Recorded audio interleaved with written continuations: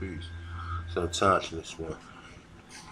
And I'm gonna be reading up on the one drop rule and the 1924 Racial Integrity Act. Alright, so what I'm gonna do is this. I'm gonna let you know that there was so-called Aborigines that was enslaved from the time they came, and actually they was not enslaved; they was indentured servants. The slavery did not occur the slavery occurred from. All right, let me just make sure I get this correct. All right. If you chose to work for the European, you was an indentured servant. Okay, even if you was indigenous to the land. Alright, I'm going to make another video on that, and I'll explain that in a whole nother video. Alright, but in this video, I'm going to explain that you had so-called Aborigines from the time they got here, okay, that was enslaved. And that after you figure, like, if they was enslaved or they was indentured servants or whatever, right, and then they was reclassified eventually as Negroes, then how many so-called people in Virginia that's classified color is really indigenous or really Aborigines? Now he got a bunch of different mixtures, whether you are, they want to call you mulatto, Melungeons, all these different, but really just think of it like this, okay? They telling you that they only found 3 people here. Alright, if you want to include the Europeans as people who came here eventually, we can include them. But they saying that they had so-called Aborigines. Now they tell you these different Aborigine tribes. Some of them was dark, but for the majority, they was all Mongoloid. Okay, but when you look in these tribes, all you see is Europeans. So now you ask yourself, well, all right. And when you look in these tribes, you see people who you can identify as black. You see people you can identify as a mix between white and black. Then you see people you can identify as white. Now, your question that you should be asking is, which one of these people in these tribes are the real Indian? Because if you want to, you ask the black person, they're gonna say, well, they mixed in through slavery. If you ask the mixed person, then a lot of people in our family who we consider to be these Indians look like these mixed people. Look like they mixed between white and black. And then the Aborigines is classified as Africans. Okay, so we're going to deal with this, man. I'm just going to show you that. And if they had slaves in the 1600s, what happened to them? Or indigent servants, or whatever you want to call it. What happened to these people now? Okay, and even after Walter Plunkett classified, they was classifying them way before that. So let's deal with this, man. All right. So as I mentioned, this is Encyclopedia Virginia. It's a Indian enslavement in Virginia. It's Indian were enslaved in Virginia by settlers and traders for shortly after the founding of Jamestown. Now remember that. Remember, it say for shortly after the founding of Jamestown to the end of the 18th century. It say peaking late in the 17th century, and providing a workforce of English plantation and household. Okay, so remember that. They said that the so-called Aborigines, or these so-called Indians, was working for plantations or in the household. Okay, they say by the time the Atlantic slave trade was at the peak, flooding Virginia with cheap African labor. Now, what is more cheaper than the people who live in it? And then they're going to tell you that they got slaves from other tribes that was capturing people. Plus, they were selling these so-called Indians. Now, think of it like this. They tell you that the so-called Africans sold you, but they're not telling you that Indians here sold Indians for. So when you think of these Indians, you're not thinking of the same situation in which they tell you that Africans sold Africans in slavery. They're not telling you that Indians sold Indians into slavery. All right. So it say by the time period.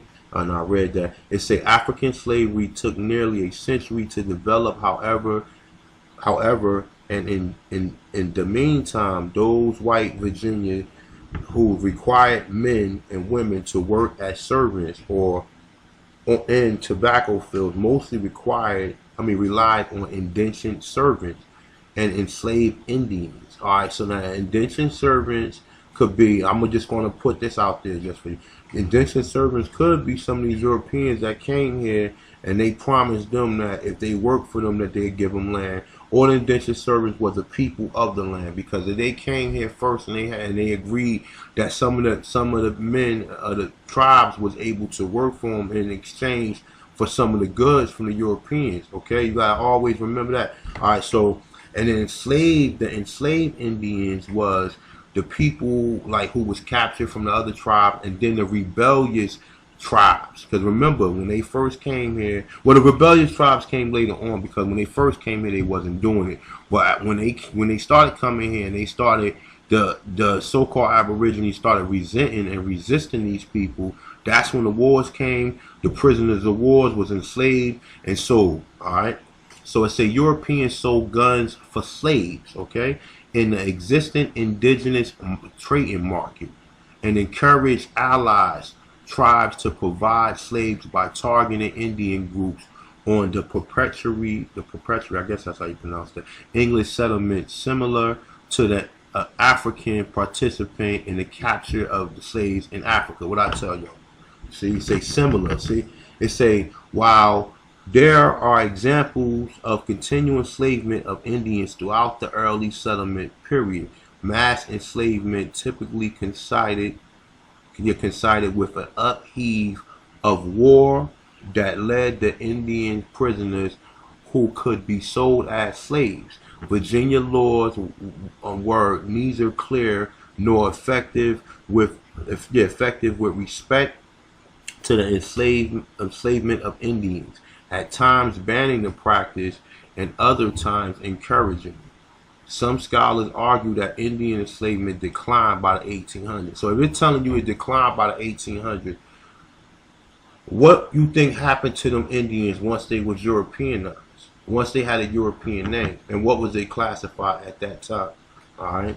So it's by the 1800s, because Indians was prone to illness or escape. But they telling you that they had them enslaved for almost 200 years. So how the hell was they why would they continue something that they started in 1607, and they're telling you it declined by the 1800s? So if they saying it declined, that don't mean it stopped. Okay, it say cannot provide a sufficient quality of cheap workers that the English colonists turned primarily to chattel African slavery.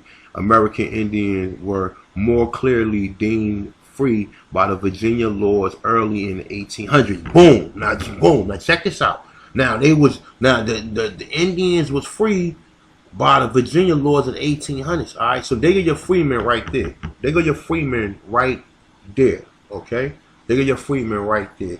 They no longer had no tribes to go back to, because by the 1800s, 200 years later, their tribes was dismantled.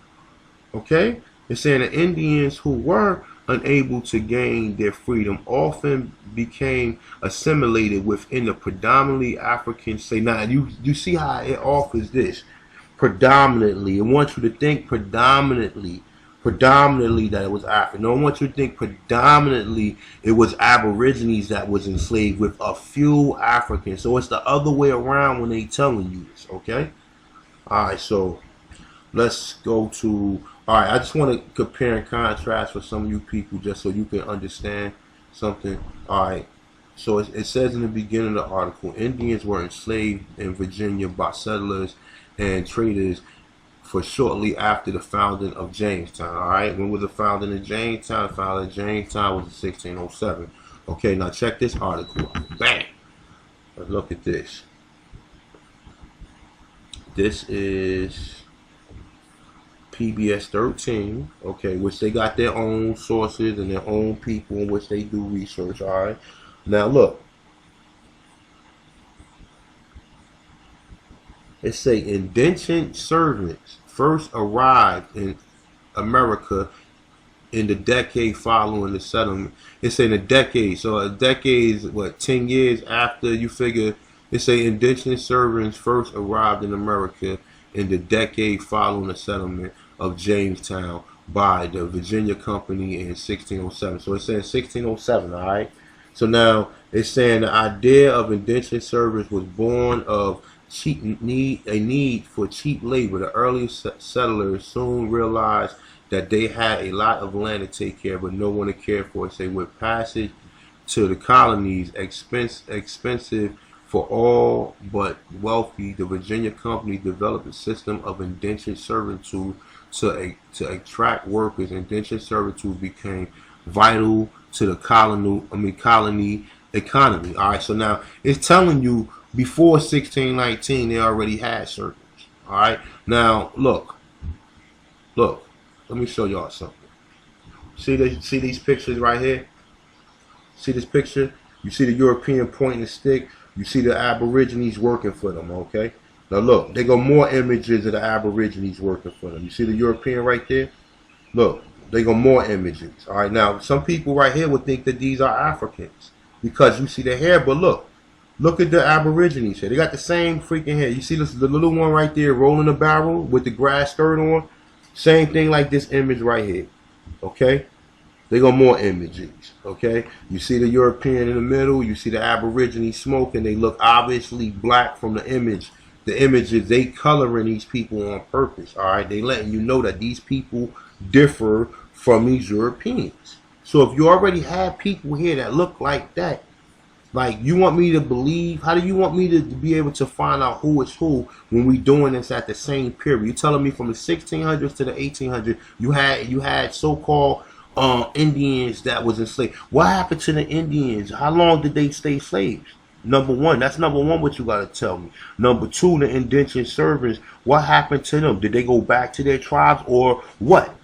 Because if they didn't go back to their tribes, we already know what they was classified as. All right? So it's just to show you how they be confusing you, because they didn't tell you that in 1607 they had indentured servants, but we know who the indentured servants was. They was the Aborigines of that land. All right, so here we go. We're gonna go into this right here, the one drop rule, and I'm gonna go into a few other things. All right. Matter of fact, you know what? Let me read this because this is it's this one right here. All right, so this is from the Indigenous American site I've been checking out.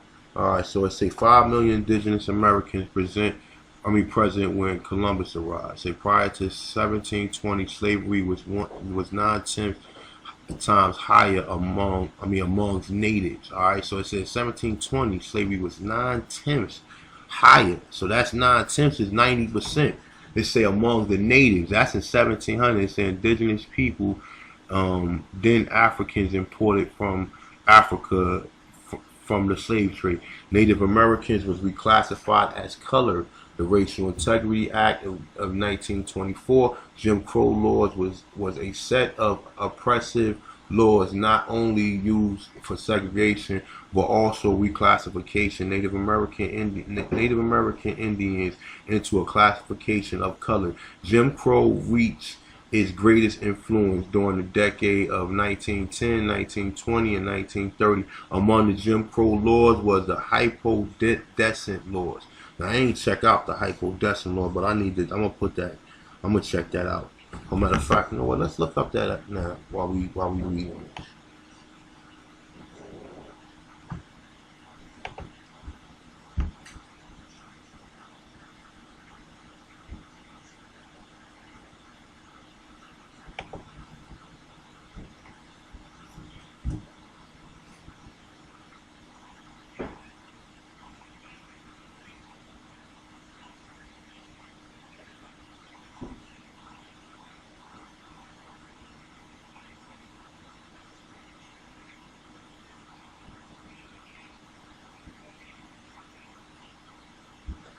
Here we go.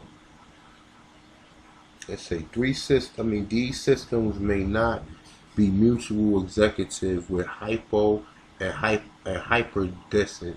They say some either parents or both might be of mixed. It's an attempt to limit or eliminate mixed race populations. All right, so that's what the hypodescent laws was. It was an attempt to eliminate mixed populations. All right, so it said the laws. It said laws was responsible for the one drop rule. Tennessee adapted the statute in 1910. Louisiana soon followed. Then Texas, Arkansas in 1911, Mississippi 1917, North Carolina in 1923. All right, say follow suit. Um, all right, so we're gonna go into this one right here. All right, so one drop rule. They say who is black in the USA. All right, say remove your shirt. In July 1839, my maternal grandmother Mahiah Murchison became the first Negro in Austin, Texas. She was a 10-year-old mixed race girl from Tennessee. Her father was known as Kenneth Murchison. Said her white owner, her mother was a slave whose name and ancestry are lost in history. I wonder why she was lost in history. Because look, you figure in 1939, her mother was a so-called slave. What kind of slave was she? What slave was she? See what I'm saying? It get confusing, and then you can't prove what, because this is how they confusing us with this. All right.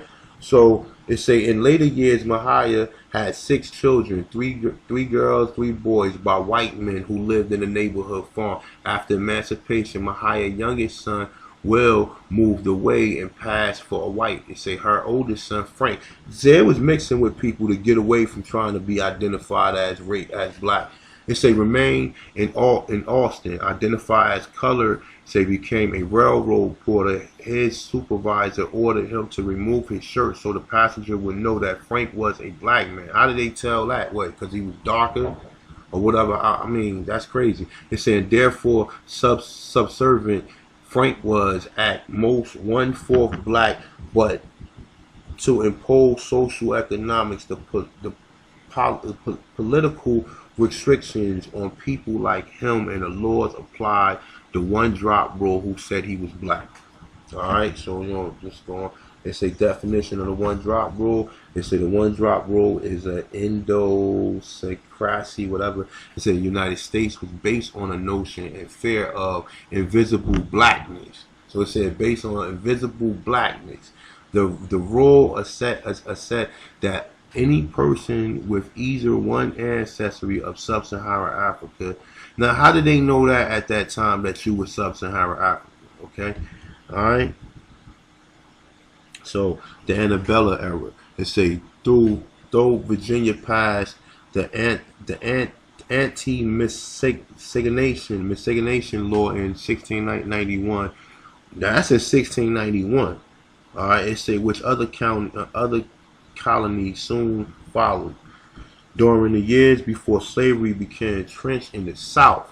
All right, now remember, before slavery became entrenched in the South. All right, now remember this, y'all. When I was doing a video in Massachusetts, it was saying that the reason why the Pequot was slaves because they refused and resented the European. Now I show you images of indentured service because for them to have the land, understand this, they come here.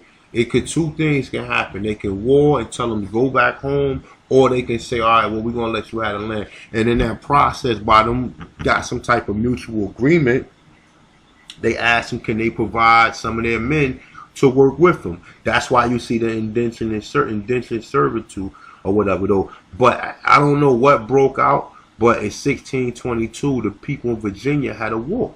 So now, also understand, these Europeans, the reason why, like the tribes in Virginia, they didn't like the Europeans intermingling with the other tribes because they already knew that the other tribes they had beef with and they would sell them out. So this is the reason why you see, like when I read the last article, but let me just keep on going before I can get confused. All right. So it say social and labor conditions who loose among working class and mixed race babies was born. Their race was a minor consideration even after slavery became widespread throughout the colonies. Mixed race children of white mothers were born free. All right, so look, so check this out. So it's a mixed race babies of white mothers is born free. So how was white women getting pregnant? All right. Think about that. How was white women getting pregnant? They say in colonial Virginia, for example, the census of 1790 and 1810 revealed that 80% of the free so-called Aborigine families could be traced to the union between white women and Aborigine men. Now you heard that. It's a free. Now hold up. Let me read that one more time. Hold up. Say, for example, the census of 1790 to 1810 revealed that 80% of free Aborigine families could be traced to the union between white women and so-called Aborigine men. Now understand that what I just read. It told you that 80% of these so-called families or whatever, they would trace back to white women messing with Aborigine men. Now why would they do that? Think about that. Why would they do that? Why would they mix in with so-called African slaves? You understand? So it's a free people of mixed ancestry, look white, was legally absorbed into the white majority, and later conditions of slavery also contributed to the racial admixture. All right, say the white plant. So it's a later conditions of slavery also contributed to the racial admixture. So first it was white women giving up to the Aborigine. They saying African. Why would a white woman give something up to an African slave? It had to be an Aboriginal man. So that don't even make no sense. And then it said, now remember this. We're told that it was no white women messing with, but now we understand why the white women was messing with a lot of these people to get into these fucking tribes, man. And that's to get into the tribe, because it tells you. It said by 80% of free Aborigine. Now think about how do these people get free, and if we walk our way all the way back to the 1600s, at some point in time, these Aborigines, indentured servants, they took on the ways of the European. So they gave up their Indian. They gave up being a so-called Aborigines. And what you think they was classified at that point in time? And you say, when we say free men, we looking at these, free African. No. Them was free people who joined the European colonies, all right? So, let me see. So, all right. So, it's a free people of mixed ancestry, look white, was legally absorbed into the white majority. They say the later conditions of slavery also contributed to race admixture. White planters, their sons overseers. Okay, it say white planters, their son overseers of the white neighbors frequently rape black women. Okay, now it's telling you now they raping black women. It say admittedly some of those relationships were voluntary. Okay. Say in 1865, after the Civil War was ended, Florida passed an act that both outlawed miscegenation and stated every person who shall have 1/8 of more Negro blood shall be deemed and held to be a person of color. Now look, there you have it right there. There you have it right there. Now, a reason I read this is for a reason, right? Because the reason is because they're not telling you none of these people are mixed with Aboriginal. Well, all right, so let me just say Indian. All right, they saying when they say Negro blood, they mean Aborigine, but they're not telling you that none of these people. So what happened with the Indian slaves that they had at that point in time? Because they telling you that Indian slaves from the time. Listen, look, I just use that information. I ain't gotta. This is the Encyclopedia of Virginia, so I'm quite sure they gotta have some resources. I'm not even going to go check the sources, but it says Indians were enslaved in Virginia by the settlers. It say after the founding of Jamestown. Okay, it's saying then into the 18th century. Okay, so what happened to these people? You understand? That's what I'm trying to tell y'all. Like they plan. You have to really. Hold on, let me make sure I'm on the right article. You have to really understand this, man, because they be like really this information is like it's no straightforward. There's no straightforward like guideline to this. So we gotta really look and try to piece the puzzle together on our own, man. Because like I said, if they're telling you that they had so-called Indian indentured servers and they had slaves at the same time, they had slaves from other tribes and they had indentured servers. And so when you see they said most of the so-called Indians wasn't making good slave because they was running away. But when you see most of the runaway posters, what do they show you? They show you runaway Negroes, and we're gonna get into that too. All right. So it say that. Hold up. All right. It say after it say in 1865, soon after the Civil War ended, Florida passed an act that outlawed miscegenation and stated every person who shall be 1/8 of more Negro blood shall be deemed to be a person of color. Okay, say following Reconstruction to assure white supremacy in the part of excluding black citizens from politics and voting, states throughout the South imposed racial segregation and Jim Crow laws. All right, and say the 20th century Jim Crow laws defined as black anyone with any black ancestry. In 1910, Tennessee adopted the one-drop statute with the ensuring 21 years in chronological order. Louisiana, Texas, Arkansas, Mississippi, North Carolina, Virginia, Alabama, Georgia, Oklahoma follow. So them are all states right there where Negroes is at. All right. They say during this period, the slave states Florida, Kentucky, Maryland, and Missouri, and the free states India and Nebraska and North Dakota and Utah. All right. It say amended their old blood fractions to 1/6 and 1/7. No. It say in 1/32. I don't know what the hell the equivalent of one drop. All right, so it's saying that say to 1/16 or 1/32. All right, so 1/32. So it's saying all you have to have is a 32% of Negro blood. I guess that's the way it's saying it. I don't know, but it's saying it's equivalent to one drop. All right, so if you even look like you a Negro, you a Negro. All right, so it say before Virginia passed the Racial Integrity Act in 1924, the state legislature had avoided establishing the one-drop rule. In 1853, representatives aware of ongoing history of interracial relationships. All right, so it's saying long-going history of interracial relationships. So if these people were slaves, why was they mating with black people? Okay, and now they showed you, say 80% of the people in 1790, it was from a so-called Negro man and a European woman. All right, so it's telling you that right there. So that right there tell us something wasn't going on that was right. All right, so it say relations. They realized that no one could be certain of the purity of their whiteness. In 1930.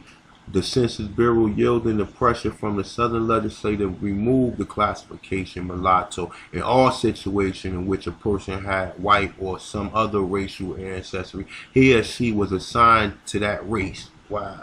They say in 1930 and 40s, Walter Plecker, Virginia, first register of statistic Lance on to the 1924 Act. He ordered that the state vital records to be destroyed and changed. So how many people prior to him destroying? So he destroyed a whole population. Let's keep that number in mind right there. All right, let me write that down. 1930. So let's see. In 1930, right? When I go to the census in 1930. Let's see how many Indians or how many so-called slaves, or let's see what the classifications was at that time. All right, so let me just keep that in mind.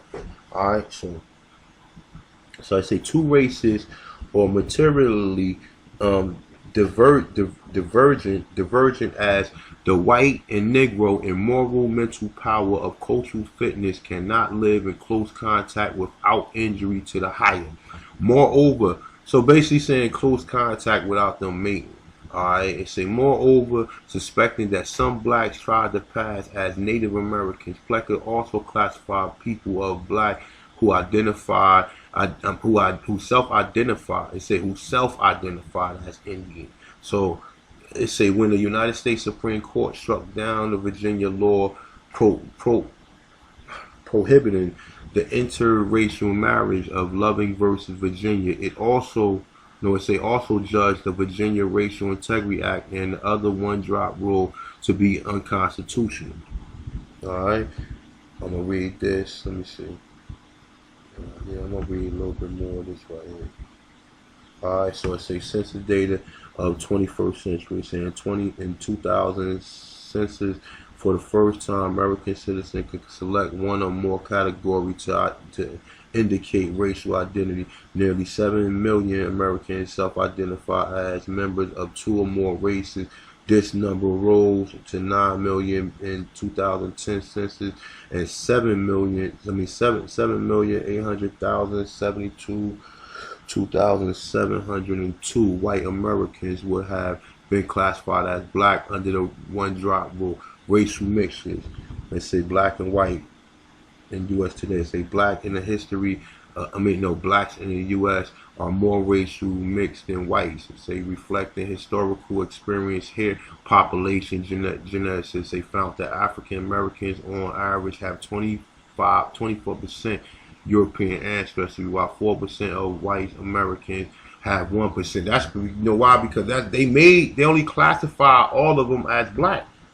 So if you came out looking black, you was classified as black. You didn't come out looking non-European, then you was black. It said American had 1% or more African ancestry. Say one of these people with the hidden black had passed for white or had ancestors who had done so in order to escape racism, poverty, and disenfranchisement and inequality. They have chosen color or opportunity over family and community. Okay, so they sold the fuck out. All right, so they say sociology, the one-drop concept persists during the Black Power movement. Some leaders within the black community claim that all people with African ancestry are as black. Such claiming was another kind of one-drop rule. Today, many people in the U.S. still consider individuals themselves and others and with any African ancestry to be black or at least non-white. All right, it tells you, say, other countries in America, say people in many other countries view race differently. For example, Puerto Rico, though now part of the U.S., persons of black ancestry with known white lens could be classified as white. All right, so as long as you look white, you classify as white. We already know the story. All right, so boom. So that tells you pretty much what that's about. All right, now just the funny thing, right? Because when you read this article here, it tells you that there was Indians obviously enslaved in Virginia, right? Where are the mixtures of Indians? If they was enslaved, who was they mixing with? They were just choosing, I'm gonna choose an Indian girl to mix with. Come on, man, let's be for real, yo. These people is lying to us. That's the reason why you can't even identify on these tribes who are the real Indian. They're gonna point to you, if the person don't look Mongoloid, then the person not a real Indian. Or whatever, and they're going to try to say that, oh, well, the Europeans mixed with the Mongoloid, that's what made these mixtures of people. No, that's a lie. That's a lie. Europeans mixed with black Aborigines, because only when you get them mixtures of people like that, you get them looking people. And then, like I said, you do the research on that yourself, because it's telling you the one drop rule that all these people, and then, like I said, people in your family who you consider to be, all right, only for the people on here who consider themselves to be Aborigines. People who got Aboriginal or Indian in their family always relate back to their Indian family having straight hair or looking like this. That's because they was mixed with European at some point of time. You understand what I'm saying? That's why you go down Carolina, you see a lot of copper colored people. When you go to Georgia, you see very dark skinned people. That's because them tribes was not penetrated at that point in time. And like I said, and it's a lot of vague stuff that I'm still not sure about. But one thing I can be sure about, that it was Aborigines all in the northeast and southeast areas, and these people mixed in with these European, that's how you got these color classification, Negro, and you can't even find what person they mixed with. If we pull up all these tribes, who is the original person? Everybody mixed back in with these people who was in their tribes. Come on, man. All right, so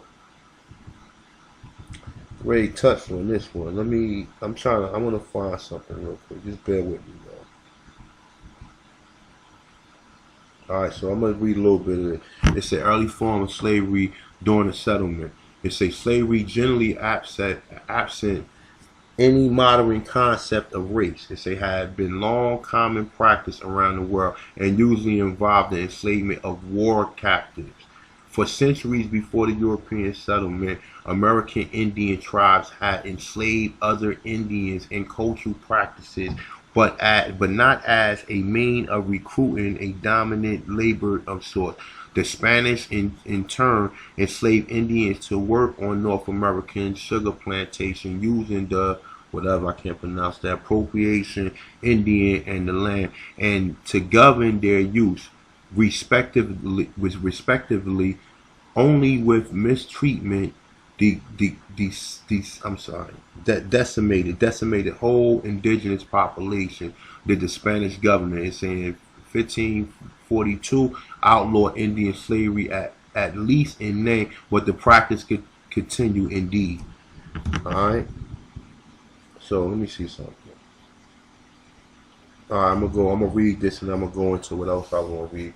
All right, says so. Neither the Spanish nor the English immediately sought to enslave the Indians they encountered. Indian slavery did not become official Spanish policy until 1503, or 11 years after the first contact. It is clear that the English wanted to mimic the Spanish effort to create an indigenous tributary, whatever it's say, for the labor force, but it took them even longer. The tributary relationships involve the exchange of Indian good and labor for colonial protection against the enemy tribes. Okay, what that just say? They needed the Europeans. So basically they was warring with one another. When the Europeans came, they used the Europeans to help them.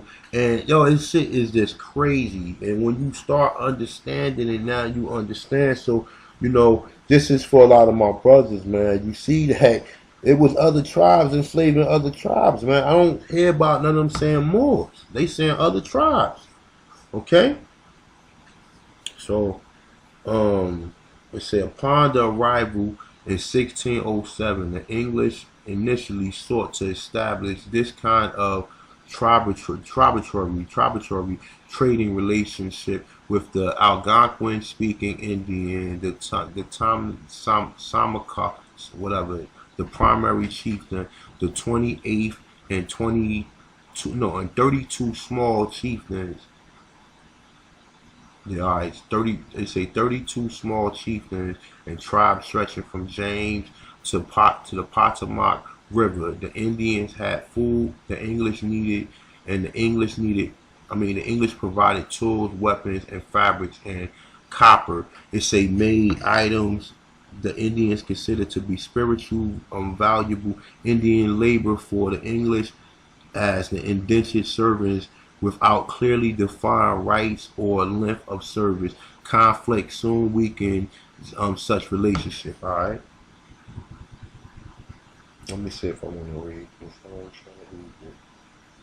We already touched on a lot of this stuff in here. All right, the Virginia Company and all that. We already touched on that.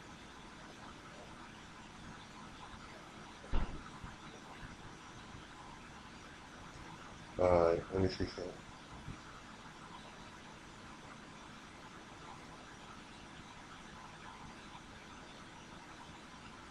All right, boom. Let me get with this. All right, so say after the Third Anglo-Powhatan War, 1644-1646, the Indian slavery become a lucrative part of the Virginia economy. Now, this is in 1600. The treaty ended the war, defined the tribes as chiefdom of the Tensamaco, whatever it say, as the tributaries and subjects of the English rule, requiring yearly payment to the crown and dictating where Indians could live. Okay, now it's telling you right there at that point in time they was already dictating stuff. It say live, hunt, and trade to coerce Indians to comply with the treaty. The English also demand that the Indian children shall or will freely or voluntarily come and live with the English. There you have it right there. Serving as hostage servants in English households. The English claimed that they were educating and converting the children to Christianity as part of the Canterbury system. Excuse me. Many Indians complained that these children were subsequently sold on at the slave market. Look at that. Okay? They say by 1649, the enslavement of children in the English household and stealing of Indian children for the slave market was common, that the General Assembly enacted 2 laws and stipulation that no Canterbury children could be sold as slaves. The other, that they could not be kept in the household after the age of 25. The Assembly passed a similar I'm sorry, y'all. I'm sorry, I can't get it out. When I be reading a lot like that, some words I get stuck on. It's saying in 1655 and 1656 and in 1657, outlining punishment for anyone stealing or enslaving Indian children. Now this is telling you right here, this is in 1649. They telling you that they kidnapped children, right? Now where's these children at now that they kidnapped? And where's the descendants of them? And what was they classified when they came back? Or wherever they sent them. Because once they was removed from their tribes, what was it? And do you hear the wickedness what's going on, all right? So, despite these laws, by the late 17th century, many Indians refused to bring their children to the English household due to the threat of enslavement. So they saying by the 1700s, so they still was enslaved by 1700s, okay? They say, and even as Virginia prohibited the enslavement of Indian children, the government sometimes encouraged it. Okay, so you got a rogue government. You got a government that's trying to protect you at the same time encouraging it. It's like the war on drugs, right? It say officials in the Accomack County for assistance. On June 16, 1670, the commission a man they called Mr. John to find Indian children to sell to settlers. Boom. There you have it right there. If they had slaves in 1619, why did they need Indian children? Think about this, y'all. Just think about this, okay? If they was bringing, look, they told you if they was bringing people here in 1619, which both these articles, none of them mentioned that they brought Africans here at this same time. They tell you 1619, the first African slaves was born. So if they was bringing African slaves, why would they needing Indian children? Okay? They fucking lying, man. And like I said, and I catch in a lot of this stuff. Not only were the children being enslaved after the 1640s, so they broke the treaty. They say, but the treaty provision of the English dominance led to the practice of enslaving Indians, legal violation, and even as a means of financing war. For instance, John Powell appealed the General Assembly that in 1660 for damages caused by Indians in the Northumberland County. The Assembly responded with a retribution act compensating him with the sale of the Wakamaka Indian, who would be apprehended and sold into a foreign, I can't pronounce that county. This historian Edmund S. Morgan has explained that the casual nature of this act speaks volume about the acceptability of enslaving Indians by this period. See, look, man, they telling you if they look. Excuse me.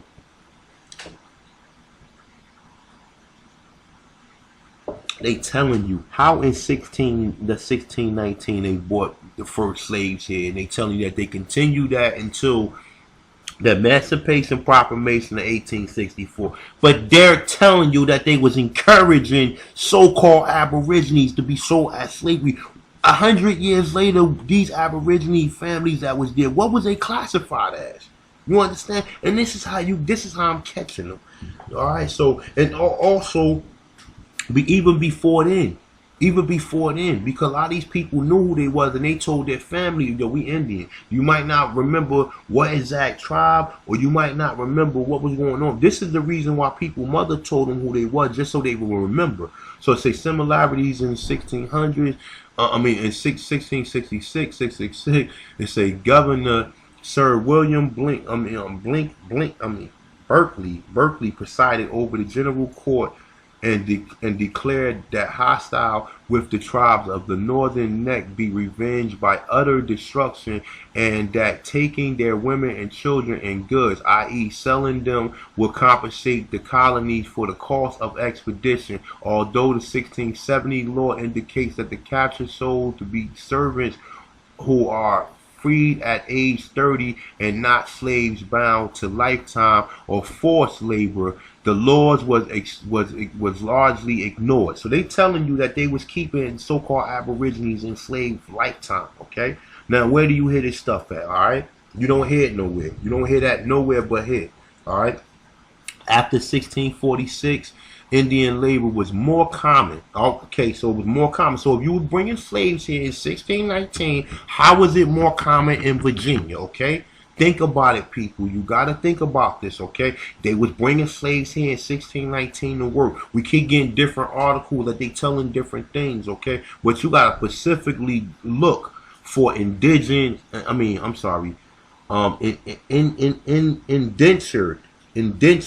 Indians. That's what you gotta look for, and you look from the dates with the indentured Indians. Because if these telling you that they had indentured Indians for almost 200 years, these people was colonized. These people was Christianized. They just was telling you they was trying to Christianize the children. In the process, they was fucking selling them. Now, how the fuck you sell children? These people was demons, man. All right. After 1646, the Indian labor was more common in many forms, from child hostage to indentured servant and to slaves. All right, these enslaved Indians worked in the field as house servants. Come on, man, come on, man. Interpreters, hunters, and guides. English colonies prefer enslavement Indian women and children as domestic laborers rather than African or white laborers, because they were considered easier to train and control. Indians were not. Now, hold up. Let me read that one more time. It say English colonists preferred enslaved Indian women and children as domestic laborers rather than Africans. Or now, who do you see in the house? Who's the house nigga? Huh? Who's the house nigga? Okay, now they telling you, white man, listen, you ain't gonna get this nowhere else, man. I mean, you ain't gonna get this nowhere else. I'm gonna put the article along with the other information. This is how you're gonna prove to people right here. Okay? Now, let's go back over this. It say the English colonists preferred enslaved Indian women and children as domestic laborers rather than Africans or white laborers because they were considered easier to train and control. Indian men were perceived to pose a greater risk or whatever it say, an escape, and so they were often profitable sold to American buyers as far as away as New England. Okay, so it's telling you that they would send the people in New England. So if they send a tribal person from New England, what happened to that person after he forgot where his tribe was? All right, just remember that. They say to the sugar plantations in the West Indies. So they sold more Indians to the West and so more so-called Indians to the West Indies. All right, remember, it say where they could not escape. The historian Everett has argued that when these internal markets became available, financial incentives overtook vengeance with the primary driver of Indian enslavement. When the English colonists began to participate in existing Indian trade that involved slaves and guns, Indian shipment briefly became an important part of colonial economy. Now look, Now you telling me if they was shipping, they was already shipping these people around, and they admitting it right here. Now with the other article that I put up, now you know they was already sending people to Europe, and if they claim that they was bringing people from Africa, you think they weren't sending people to Africa? Come on, man. The information is in there. All right. So I'm gonna read this and then I'm gonna just show y'all the censored list and then we out of here, alright? So it say trading guns for slaves. It say by the middle of the 17th century, labor-intensive tobacco dominated the Virginia economy, requiring large and steady workforce. In addition to most white indentured serving African slave, English colonists relied on enslaved Indians. They were purchased often from other Indians who captured their enemies and traded them to the English dealers, for English guns. They say once some tribes begin to be well informed for the gun trade, others were often compelled to enter the market. If they did not arm themselves with European weapons and enslave the other Indians, they would themselves become a target of slavery. As the English increasingly wanted to trade for slaves, the Indian increasingly wanted to trade for guns, and the market focused more on slaves while also becoming more violent. Okay, so it's telling you if they had so many Africans coming here, then why was they selling Indian slaves? Why was they trying to get Indian slaves, man?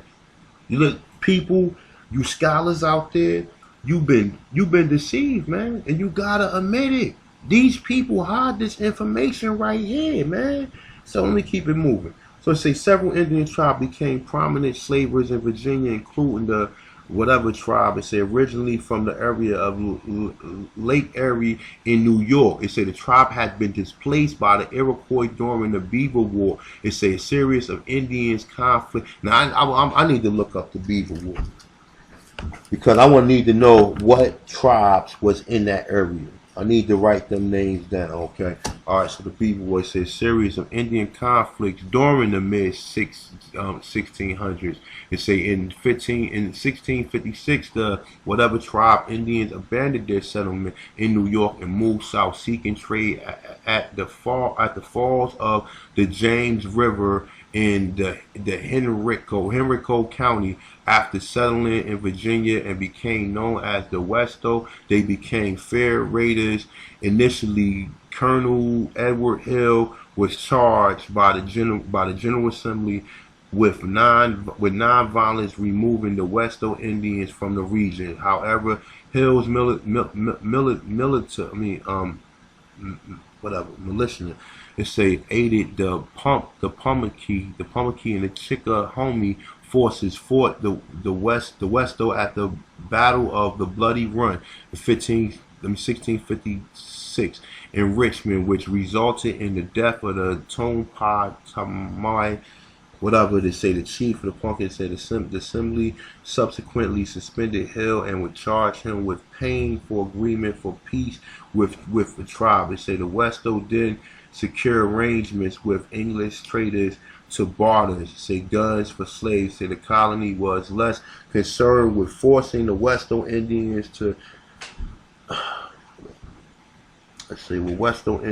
the tributary, say statue, and more interested in profitable trade. Alright, man. I mean, it's a lot to read, man, but like I said, man, I just pretty much just gave you the thick of it right there. Now look, see this? Remember this image right here. This is one of the images that they show you right here. See the tobacco wrap. See this right here? This is an Aborigine. Do this look like a Native American? They telling you right here that self. They telling you that self, and then these people look just like these images right here. Look. Let me see. Hold up. Look, the same people. Look. It's showing you this brother got an afro right here. Okay, this is a Negro. All right, let me read it. All right, so it's a decline of the Indian slave. And say by the late 17th century. Now, what they doing is playing with the time, because at time they telling you they lasted to the 1800s. Then it was prevalent early in the 1700s. Then this and that and the third. So it's saying by the late 17th century, African slaves was overwhelmingly in the colonial market. Now, since I read this, did it mention that they bought any African slaves, since they was already trying to get Indians? They was buying Indians for guns and trading them and capturing from war. So at what time did they need African slaves, when they were so much hounding these so-called tribes to give them Indians? Okay? Now I say by late 17th century, the African slaves was overwhelming in the colonial market, providing more abundant labor and less internal conflict with enslaved Indians. Indentured servants, which had served a primary labor source, were even less available and more expensive than slaves. The General Assembly still found a use for the Indian enslavement. However, when it pushed I can't pronounce that Indian, in 1705 for a single murder by exporting the entire surviving community to Antigua for slave sale. Hold up, Antigua for slave sale. I think that is in the islands. All right, it say, hold up, it say, all right, it say, by exporting the whole entire surviving I can't pronounce that. It's a community to Antigua. It's a for sale as slaves. So it's telling you that they was moving people out. 1705. It say the same. No, it say this was the same year that the symbol passed a comprehensive slave code, solidifying the shift of colonial economy from one base to the indentured servitude to slave labor system remained until the American Civil War of 1861-1865 declared all slave African Indian real estate and slave laborers became dehumanized under the law, ushering the Southern economical system that protected the rights of white planters and viewed enslaved labor as property to be exploited. Okay.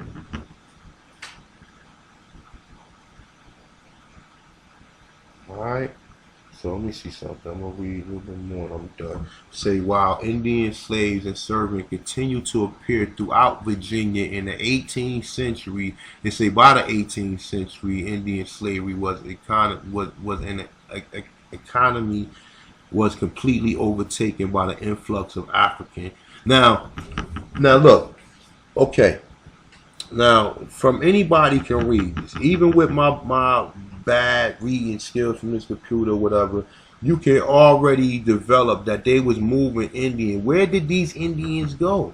Did they let them keep their tribe? No, because their whole plan was to colonize them, and their whole plan was to subjugate them and colonize them and make them lose their culture. They told you, I told you this in so many videos. So you think after the 1800s, that they came here in 1607 and had you working as an indentured servant, they was teaching you all the way, and when they was teaching you, all they was doing was colonizing, and all you was doing was losing your culture in the you know what I'm saying, in the midst of it. All right, so I'm not even gonna read no more.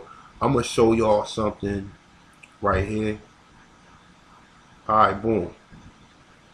Now look, check this out. All right, now look at the dates right here. This is 1790, 1800, 1810, 1820, 1830, 1840, all the way up. They go all the way up. And remember, 1890. Now look, it says it don't have nothing. It don't have no statistics or data for 1890. Because remember, 1890 is when they burnt the records. Okay, they burnt the records in 1890, and then they try to restart it in the 1900s. All right. So now look. See, I'm gonna show you where I'm at. All right. This is the table on 61 Virginia race and Hispanic origin 1790 to 1990. So this is basically giving you the population. So it says census year, total population. So this is the total population And this is the population of so-called whites. This is population so-called blacks. It say American Indian Eskimo, and it's getting your population here. Asians, such and such, Hispanics, and other races. All right. So look, now let's keep it here. We're gonna keep it black. This is black right here, and this is Indians, right? Black and Indian. All right. So we're gonna go down to 1790. So boom, we go to 1790. Now in 1790, all this time it's saying no Indians. It's saying now look, from 1790. Now this is in Virginia. It's saying 1790 all the way to what's this? 1850s. It's telling you there ain't no Indians there. No Indians all that time. Then you start seeing some pop up in 94, 200. You see now it's only 85 in the state right here. Now it's 309. And the number, you see the numbers going up. But what do you see here? You see black. You see total black, okay? This is total black all together right here. Alright? As you see, it's right here. This is black people too, alright? So you see free black people. Boom. This is all the free black people from 1790 to 1860, okay? And here go all your slaves from 1790 to 1860. So as you see, the slaves as well in the 100,000s. For all, I figured for all 8 years, well shit, I'm sorry, not all 8 years, for I guess all of them decades. For all these decades, this is how many so-called slaves they had. Now, if they telling you that they still had slaves up to the 1800s, how many of these slaves are so-called aborigines? If not all of them, okay?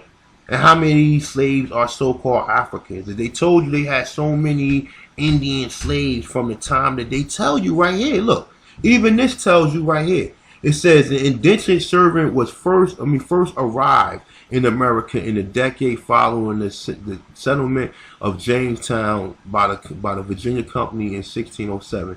This one tells you as well right here too. Let me see something. I don't want to read something. This one tell you too. It say Indians were enslaved in Virginia by settler traders for shortly after the founding of Jamestown. So it's telling you right there. So they telling you that they enslaved, they had Indians as slaves, and they brought Africans over here too. But when we read right here, all we see is black so-called slaves. Now, and they're telling you that they had slaves up until the 1800s, man. So if they had so-called slaves up to the 80s, it's telling you right here. But then it throws you off by telling you, it throws you off by confusing you by saying predominantly African slaves, okay? Now, if in the 1800s, where are these Indians at? It ain't even no Indians in Virginia in the 1790 all the way up to the 1850. There's no Indians. Remember, this is the Indian. That's the Indian. Look, American Indian right here. Boom. They go. You got white, black. White is in the first column. Black is the second column. Indian is in the third column. Okay, and Asian or Pacific Islanders. All right. So boom. So we go back down right here. Boom. There's no Indians in the whole state of Virginia from 1790 to 18 because the Indians are here. They're here. These people are classified. These people was colonizing your children, man. You was giving your children up to them, and they was selling your children while you thought your children was being colonized and being taught by them. These bastards was selling your children for money. Like, how wicked is that? How you gonna sell another? And this is what go on now. This is what go on now. This is the same shit going on now. So look, man, I'm gonna cut this video short, man. But y'all, hopefully, man, y'all enjoy this video. You do some research off it. I'm gonna put these links. I'm gonna put the links in the description. I'm gonna make sure I put the links in the description too. Okay, I'm gonna make another video tomorrow dealing with I ain't gonna let y'all know. I'm gonna make this gonna be a little small surprise or whatever. But look, here you go right here. You see free Negroes, and then remember some of the Indians is in here too. Okay, some of the Indians is in this number because some of these Indians were set free because they was freemen at this point in time. Okay, all right. And like I said, man, it's just really confusing. All like I said, you look at this right here, man. You look at these numbers, man. And it ain't. And even at this point in time, there is no mix or other races. It got white, black. It's white, black, American Indian, Asian or Pacific, whatever. In this one, so the first white, black, Indian, Pacific Island. Now you got total blacks, you got free blacks, and you got slaves. They're telling you that they got slaves in Virginia. This is Virginia population, okay? Just to let you know. Look, this is Virginia population, all right? This is the first one that was done in 1790. Where's the Indians at in 1790, okay? Because they're right here. They are classified as slaves and as black people, all right? So with that being said, man, I'm the touch this one, man. Y'all do your research, man. And I'm just trying to get closer to this so I can present this at some point in time. Because at some point in time, I'm going to formulate this. I'm going to put this in a PowerPoint presentation, and I'm gonna break it down. I'm gonna have different series just to explain it to the people. Because I understand it now. I understand it. You understand? Like I said, what people can't do is this. See, people don't know because they don't understand these pictures right here. You understand? Look, you don't understand this. You see the white guy right there with these so-called Indians that look black? Look, but people think they slaves. People think these are slaves right here. These are indentured servants, okay? If you learn anything from what I just said, you will understand what these pictures are about.